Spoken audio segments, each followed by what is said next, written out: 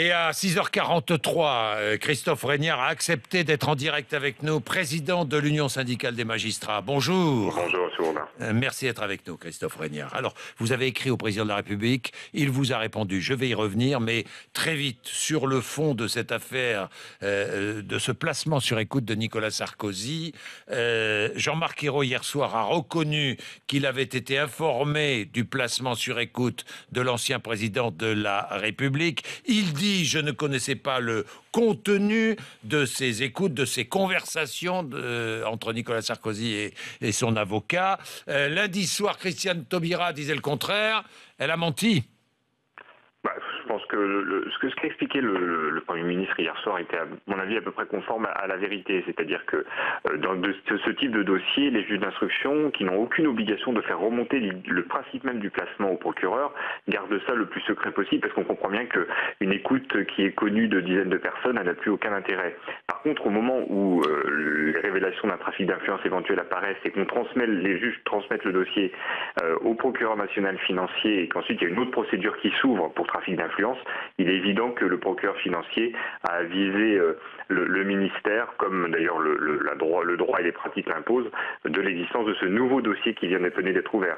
Donc je pense qu'effectivement l'information était connue de la place Vendôme, allez, on va dire vers le 26 février en tout cas. Et que, oui. mais que par contre on n'a pas de traces particulières et pas d'idée particulière sur le fait qu'ils aient été informés dès le début de la placement sous écoute. Bon, Christiane Taubira nous a donc menti lundi soir, je le dis, puisque bon, vous n'avez pas peut-être envie de le dire, mais moi je le dis. Elle a donc menti. Votre responsabilité. Eh oui, ça c'est moi, je l'assume. Elle a menti lundi soir, Christophe Régnard. Bon, est-ce qu'on peut imaginer qu'elle ne connaissait pas, et que le Premier ministre ne connaissait pas le contenu des conversations ?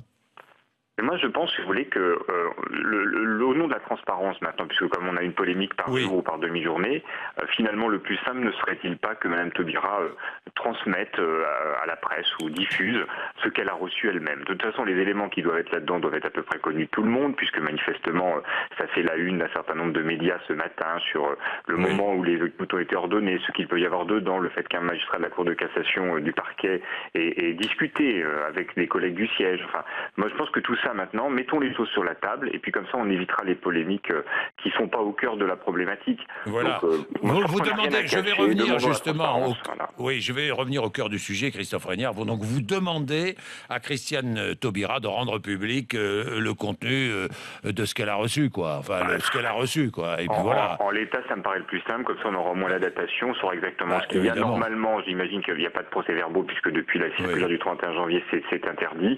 Et comme ça, au moins on saura. Et puis on parlera peut-être un peu du fond et du vrai problème qui est celui de l'usurpation d'identité pour ouvrir un téléphone, du trafic d'influence, des conditions dans lesquelles un haut magistrat de la Cour de cassation du parquet peut être amené à solliciter ses collègues du siège pour se renseigner sur une affaire. Enfin voilà, mettons les choses à plat parce que, si vous voulez, ces polémiques successives par rapport aux avocats, par rapport aux écoutes, bon, ça commence à bien faire, quoi. Je pense que les Français ne s'y reconnaissent plus et ça porte gravement atteinte à l'image globale de la justice et puis finalement de la démocratie de notre pays. Oui, Christophe Régnard, c'est le sens de la lettre que vous avez adressée au président de la République, qui vous a répondu. Il rappelle qu'il n'a pas à s'immiscer dans une affaire judiciaire en cours. Il accepte de vous recevoir. Il dit même qu'il veut vous recevoir. Vous allez aller le voir ? Oui, bien sûr, on va aller le voir. On avait souhaité... Qu'est-ce que vous allez lui dire ? On voulait qu'il rappelle un certain nombre de choses importantes en démocratie, la séparation des pouvoirs, l'indépendance des juges, l'égalité de tous devant la loi. Bon, il le fait dans le courrier, c'est très bien. Je pense que nous allons surtout aller lui parler de la nécessaire réforme constitutionnelle. D'ailleurs, je dis à la droite chiche, votez-la, puisque vous appelez à l'indépendance des juges, mais vous n'avez jamais voulu voter quelque réforme que ce soit. Et puis, on va parler des conditions dans lesquelles le ministère est informé des procédures particulières. Il y a eu un excellent rapport il y a quelques mois de M. Nadal, l'ancien procureur général par la Cour de cassation, qui expliquait tout ça très en détail, ce qu'il fallait faire. Moi, je dis aux politiques maintenant de gauche, de droite et du centre, écoutez, on sait ce qu'il y a sur la table, on sait la situation actuelle qui est quand même très compliquée, allons-y, faisons cette grande réforme et donnons à la justice non seulement son indépendance et les moyens de fonctionner. C'est l'état de droit qui est en cause ? Ah bah écoutez, clairement en ce moment, en tout cas, je pense que les Français doivent être stupéfaits de voir comment tout cela fonctionne. Oui. Moi je suis magistrat, donc je vois de l'intérieur les choses, puis je suis citoyen. Et j'ai aussi des amis, des proches qui me disent mais qu'est-ce que c'est que ce foutoir? Il n'y a pas d'autre mot. Tous les jours on a une mise en cause, alors un jour c'est les juges, le lendemain ce sont les avocats qui demandent l'impunité. C'est pas possible si vous êtes dans un état de droit d'avoir des choses comme ça. On est la risée de l'Europe. Je pense qu'à un moment il va falloir qu'on se pose la question collectivement de savoir comment est-ce qu'on assure vraiment l'indépendance pour sortir de cette ère du soupçon permanente. Merci beaucoup, Christophe Régnard. Vraiment merci. Je rappelle que vous êtes président de l'USM, l'Union des syndicats de magistrats. C'est le premier syndicat de magistrats en France, syndicat apolitique, classé au centre, ni droite ni gauche. Merci, 6h48. Vous êtes